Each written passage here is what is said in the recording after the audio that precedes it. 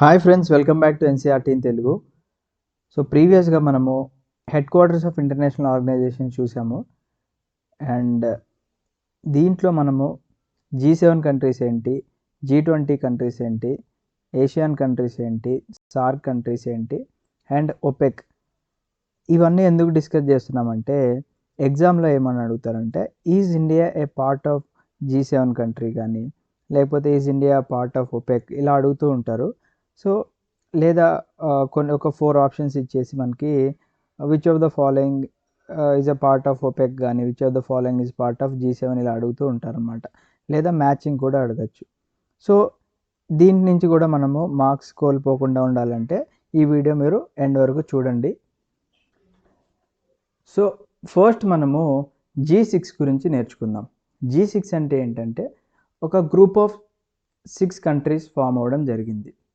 USA, UK, France, Japan, Germany and Italy వీళ్ళందరూ కూడా ఎప్పుడైతే మనకి 1975 ఆయిల్ క్రైసిస్ వచ్చిందో అప్పటి నుంచి కూడా ఈ కంట్రీస్ అన్నీ ఏమనుకున్నాయి అంటే మనం ఏదో ఒకటి చేయాలి, అంటే వరల్డ్ వైడ్గా ఉన్న క్రైసిస్ అంటే ఎమర్జింగ్ సిచ్యువేషన్స్ ఇవన్నీ ఏమైతే ఉన్నాయో మనం వాటిని ఎలాగైనా ట్యాకిల్ చేయాలి అని చెప్పేసి G6 కంట్రీస్ ఫామ్ అవ్వడం జరిగింది. సో ఇవన్నీ కూడా 1975లో G6 అంటే 6 కంట్రీస్ ఫామ్ అవ్వడం జరిగింది. అండ్ దీని తర్వాత ఇయర్ వచ్చేసి 1976లో మనకి కెనడా కూడా G6కి యాడ్ అవ్వడం జరిగింది. అప్పుడు G7 కంట్రీస్ అయినాయి.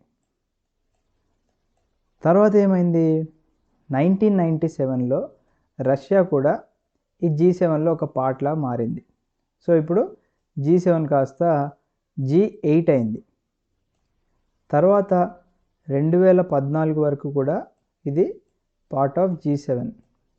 బట్ 2014లో ఏమైందంటే యుక్రెయిన్కి చెందిన క్రిమియా అనే ఒక రీజన్ ఉంటుంది. ఆ రీజన్ని రష్యా వాళ్ళు ఎనెక్స్ చేసుకోవడం వల్ల, అంటే వాళ్ళు ఆ ఏరియాని స్వాధీనం చేసుకోవడం వల్ల ఏమైందంటే వీళ్ళు కొంచెం ఈ G7 కంట్రీస్ ఎవరైతే ఉన్నారో వీళ్ళందరూ కూడా రష్యాకి అగెన్స్ట్గా అయిపోయి నువ్వు తప్పు చేసావు అని చెప్పేసి G8లో నుంచి తొలగించడం జరిగింది 2014లో. సో ఫైనల్గా మనకి G7 అంటే ఇప్పుడు 7 కంట్రీస్ ఉన్నాయి. ఏమేంటివి ఇవి అంటే US, Japan, Canada, Germany, France, Italy and UK. ఇవన్నీ కూడా top most economies in the world. So వీటి గురించి ఒకసారి చూద్దాం మనం. సో డ్యూరింగ్ 1970s మనం ఇందాక ఏదైతే 6 కంట్రీస్ డిస్కస్ చేసుకున్నామో అవన్నీ కూడా G6 కంట్రీస్గా ఫామ్ అవ్వడం జరిగింది. ఫామ్ అయిన తర్వాత ప్రతి సంవత్సరం వీళ్ళు కలుసుకొని మన యాన్యువల్గా జరిగే ఏవైతే ఇంపార్టెంట్ ఈవెంట్స్ ఉన్నాయో వాటిని కూడా డిస్కస్ చేసుకోవడం జరుగుతుంది.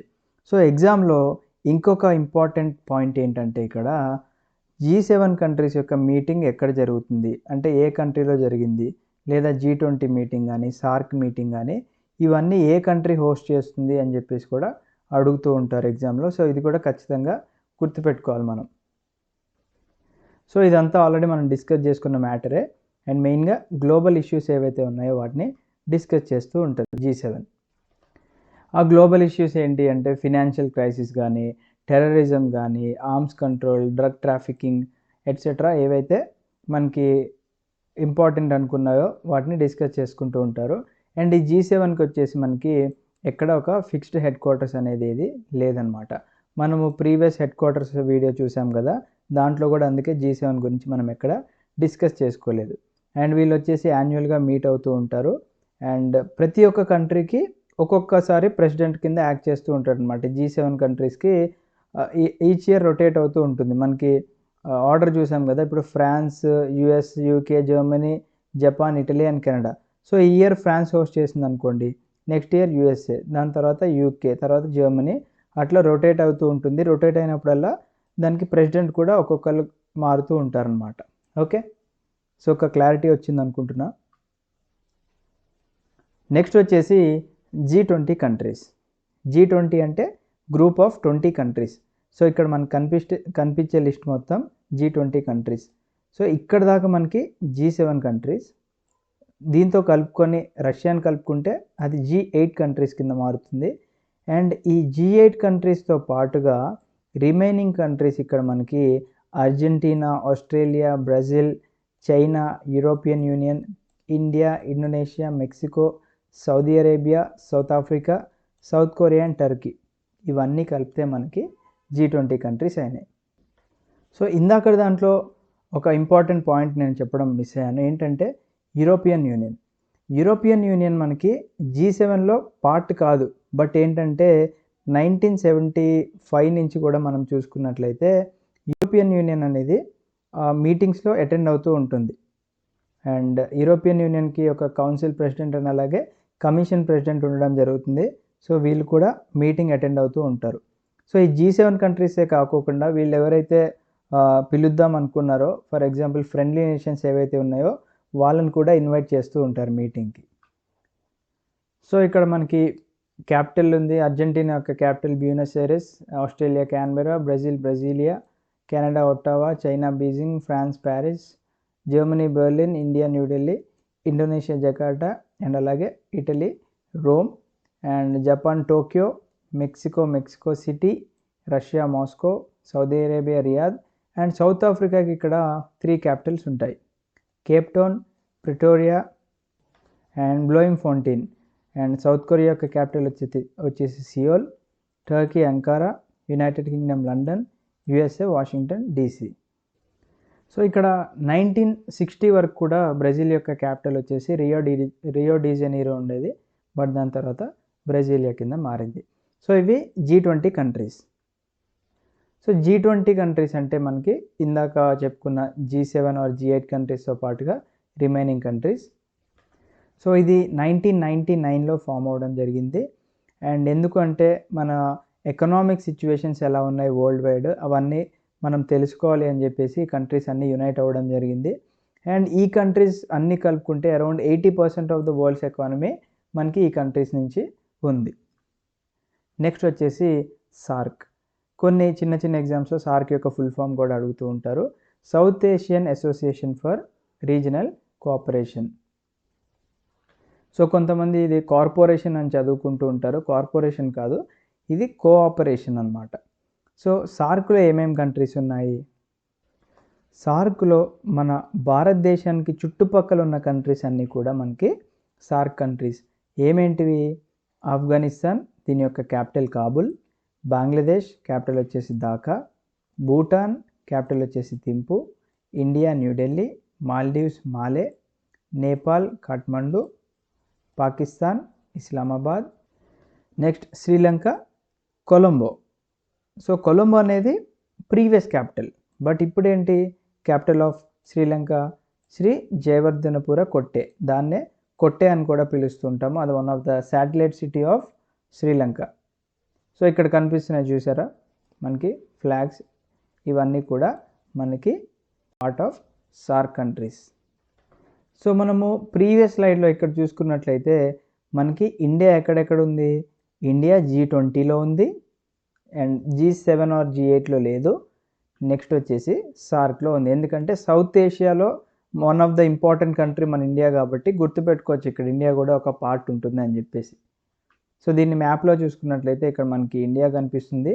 అండ్ ఇండియాకి ఆనుకొని ఉన్న కంట్రీస్ పాకిస్తాన్ అండ్ అలాగే ఆఫ్ఘనిస్తాన్. ఇటు వచ్చేసి నేపాల్, భూటాన్, బంగ్లాదేశ్, శ్రీలంక, మాల్దీవ్స్. ఇవన్నీ కూడా part of SAARC countries. Next ASEAN countries. ASEAN అంటే association of South East Asian nations. So ఇందాక మనం ఏం చూసాము, ఇక్కడ సౌత్ ఏషియన్ అసోసియేషన్ చూసాం. అంటే ఏషియాలో సదర్న్ పార్ట్ చూసుకున్నాం. లైక్ ఇప్పుడు ఇది మన ఏషియా కదా, దీంట్లో సదర్న్ పార్ట్ చూసుకున్నాం. ఇప్పుడేం చూసుకుంటున్నాము, సౌత్ ఈస్ట్ ఏషియాలో ఏమేమి కంట్రీస్ ఉన్నాయో వాటి గురించి చూసుకుంటున్నాం మనం. సో దీంట్లో మనకి Brunei, Cambodia, Indonesia, Laos, Malaysia, Myanmar, Philippines, Singapore, Thailand and Vietnam. So వీటి యొక్క క్యాపిటల్స్ కూడా మనకి ఇంపార్టెంట్. బ్రూనై యొక్క క్యాపిటల్ వచ్చేసి Bandar Seri Begawan, Cambodia Phnom Penh, Indonesia Jakarta, Laos Vientiane, Malaysia Kuala Lumpur, Myanmar Naypyidaw, Philippines Manila, Singapore వచ్చేసి Singapore City, Thailand Bangkok and Vietnam వచ్చేసి Hanoi. And దీని యొక్క హెడ్ క్వార్టర్స్ వచ్చేసి మనకి ఏషియన్ యొక్క హెడ్ క్వార్టర్స్ జకార్టాలో ఉంది. అంటే ఇండోనేషియా యొక్క క్యాపిటల్ ఏదైతే ఉందో మనకి ఎగ్జామ్లో ఇండోనేషియా అన్న ఇవ్వచ్చు లేదా జకార్టా అన్న ఇవ్వచ్చు. సో హెడ్ క్వార్టర్ వచ్చేసి జకార్టాలో ఉంది. అండ్ సార్క్ యొక్క హెడ్ క్వార్టర్ ఎక్కడ ఉంది? కాఠ్మండు అంటే నేపాల్లో ఉంది. అండ్ మనకి G7కి అఫీషియల్గా ఇక్కడ హెడ్ క్వార్టర్ అనేది మెన్షన్ చేయలేదు మనకి. నెక్స్ట్ ఇది ఇందాక ఏంటి మనము ఇక్కడ సౌత్ ఏషియన్ కంట్రీస్ చూసుకున్నాం ఇక్కడ వరకు. ఇప్పుడు సౌత్ ఈస్ట్ ఏషియన్ కంట్రీస్ ఏవైతే ఉన్నాయో ఇవన్నీ కూడా ఇక్కడ మెన్షన్ చేయడం జరిగింది. ఓకే, ఇక్కడ మనకి ఎల్లో కలర్లో ఉన్న ఏవైతే Myanmar, Vietnam, Laos, Thailand, Cambodia, Brunei, Malaysia, Singapore and ఇవన్నీ కూడా మనకి ASEAN countries. So is India a part of ASEAN countries అంటే లేదు, ఎందుకంటే ఇది association of South East Asia. South East ఏషియాలో మన ఇండియా లేదు కాబట్టి ఇక్కడ మనం ఎలిమినేట్ చేసుకోవచ్చు. అండ్ అలాగే సార్క్లో అయితే మనం ఇండియా ఉందని చెప్పేసి ఆప్షన్ పెట్టచ్చు. సో ఏషియన్ ఎందుకు ఫామ్ చేశారంటే ఏషియన్ అనేది ఒక రీజనల్ ఆర్గనైజేషన్. ఎందుకు ఎస్టాబ్లిష్ చేశారు?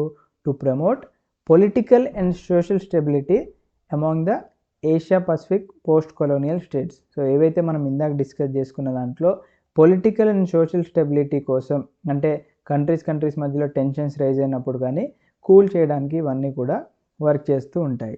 దీని యొక్క మోటో ఏంటి? One vision, one identity and one community.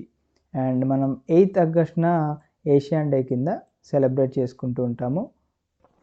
And మెయిన్గా ఏషియన్ ఎందుకు ఫామ్ అయింది? To accelerate the economic growth, social progress and అలాగే కల్చరల్ డెవలప్మెంట్ కూడా ఉండాలి. సో దట్ మనం కమ్యూనిటీస్ అనేవి పీస్ఫుల్గా ఉంటాయని చెప్పేసి వీళ్ళ యొక్క ఉద్దేశం.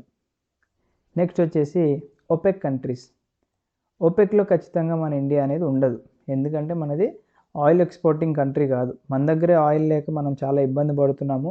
అండ్ ఇప్పుడు మనకి పెట్రోల్ డీజిల్ ప్రైసెస్ చూసుకున్నా కానీ చాలా ఎక్కువగా ఉన్నాయి, 90 క్రాస్ చేసింది కాబట్టి మన దగ్గర ఆయిల్ రిజర్వ్స్ లేవు. So organization of petroleum exporting countries. So petrol ఎక్కువగా ఎక్కడ ఎక్స్పోర్ట్ అవుతూ ఉంటుంది?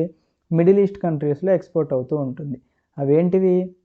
అల్జీరియా, క్యాపిటల్ వచ్చేసి ఆల్జియర్స్, అంగోలా, క్యాపిటల్ వచ్చేసి Luanda, Ecuador, Quito, Equatorial Guinea, Malabo, Gabon, Libreville, Iran, Tehran, Iraq, Baghdad, Kuwait City. ఇందాక సింగపూర్కి సింగపూర్ సిటీ లాగా కువైట్కి కూడా కువైట్ సిటీ.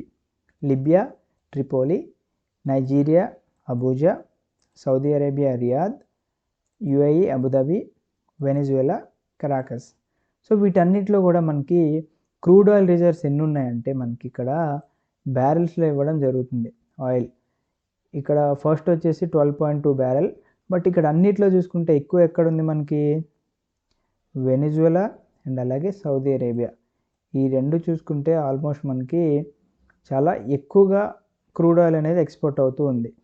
సో ఒపెక్ యొక్క హెడ్ క్వార్టర్ కూడా మనకి ఇక్కడ ఇంపార్టెంట్, వియన్నాలో ఉంది, విచ్ ఈస్ ఆస్ట్రియా యొక్క క్యాపిటల్. అండ్ ఖతర్ ఏదైతే ఉందో మనకి అంతకుముందు పార్ట్ ఆఫ్ ఒపెక్, బట్ మనకి 1st Jan 2019 నుంచి ఖతర్ అనేది ఒపెక్ కంట్రీస్లో నుంచి తప్పుకోవడం జరిగింది. So now Qatar is not a part of OPEC and అలాగే ఇండియా కూడా కాదు. సో ఇక్కడ OPEC is a permanent intergovernmental organization created at Baghdad Conference 1960 by Iran, Iraq, Kuwait, Saudi Arabia and Venezuela. It aims to manage the supply of oil in an effort to see the price of the oil in the world market. So world market మొత్తంలో మనకి యాక్చువల్గా crude oil మన ఇండియాకి వచ్చేసరికి price చాలా తక్కువగానే ఉంటుంది. But ఆ ట్యాక్స్ ఈ ట్యాక్స్ అది ఇది వేసేసి మనకి 90sలోకి వెళ్ళిపోయింది ఇప్పుడు. So in order to avoid fluctuations that might effects the economies of both producing and purchasing countries. So దీనికోసం ఇవన్నీ కూడా మేనేజ్ చేస్తూ ఉంటాయి ఓపెక్ కంట్రీస్ వచ్చేసి. హెడ్ క్వార్టర్ వచ్చేసి వియన్నా, ఆస్ట్రియా. అండ్ దీని మెంబర్షిప్ అనేది ఏ కంట్రీకి అయినా ఓపెన్గా ఉంటుంది. అంటే ఎవరైతే ఆయిల్ ఎక్స్పోర్ట్ చేస్తూ ఉంటారో వాళ్ళందరికీ కూడా ఎక్కువగా ఆయిల్ ఎవరు ఎక్స్పోర్ట్ చేస్తుంటారో వాళ్ళందరూ కూడా జాయిన్ అయ్యే అవకాశం కల్పిస్తున్నారు. అండ్ ఇంకోటి ఏంటంటే రీసెంట్గా మనకి ఇంటర్నేషనల్ ఎనర్జీ ఏజెన్సీ ఐఈఏ వాళ్ళు ఏం చేశారు అంటే ఒపెక్ ప్లస్ కంట్రీస్ అని క్రియేట్ చేయడం జరిగింది. అంటే ఇప్పుడు ఇందాక డిస్కస్ చేసుకున్న ఒపెక్ కంట్రీస్ ఉన్నాయి కదా, అవి కాకుండా నాన్ ఒపెక్ కంట్రీస్ ఎవరైతే క్రూడ్ ఆయిల్ ఎక్స్పోర్ట్ చేస్తూ ఉంటారో వాళ్ళని ఒపెక్ ప్లస్ కంట్రీస్ కింద క్రియేట్ చేసి వాటికి ఆ కంట్రీస్ని మెన్షన్ చేయడం జరిగింది. Azerbaijan, Bahrain, Brunei, Kazakhstan, Malaysia, Mexico, Oman, Russia, south Sudan and అలాగే సూడాన్, ఇవన్నీ కూడా OPEC plus countries. So India ఇప్పుడు క్లియర్గా ఒపెక్లో పార్ట్ కాదు అని చెప్పేసి మనకి ఇక్కడ తెలుసుకోవచ్చు. సో దీని యొక్క ఇమేజ్ చూసుకోవచ్చు మనం, ఒపెక్ కంట్రీస్ యొక్క ఇమేజ్ మెయిన్గా ఇక్కడ నుంచి వస్తుంది మనకి మిడిల్ ఈస్ట్ కంట్రీస్ అండ్ అలాగే ఆఫ్రికన్ కాంటినెంట్లో కూడా కొన్ని కంట్రీస్ కనిపిస్తున్నాయి. So that's it friends. Video మీకు నచ్చినట్లయితే లైక్ కొట్టండి, మీ ఫ్రెండ్స్కి కూడా షేర్ చేయండి. నేను ఇలాగే మరిన్ని ఇంట్రెస్టింగ్ వీడియోస్ మీ ముందుకు తీసుకొస్తాను. అండ్ మా ఛానల్ని సబ్స్క్రైబ్ చేసుకొని వాళ్ళు ఉంటే సబ్స్క్రైబ్ చేసుకోండి. అండ్ పక్కనే బెల్ ఐకాన్ ఉంటుంది, అది ట్యాప్ చేస్తే డైలీ నేను పోస్ట్ చేసే వీడియోస్ నోటిఫికేషన్ మీరు మిస్ అవ్వకుండా ఉంటారు. Thank you. జై హింద్.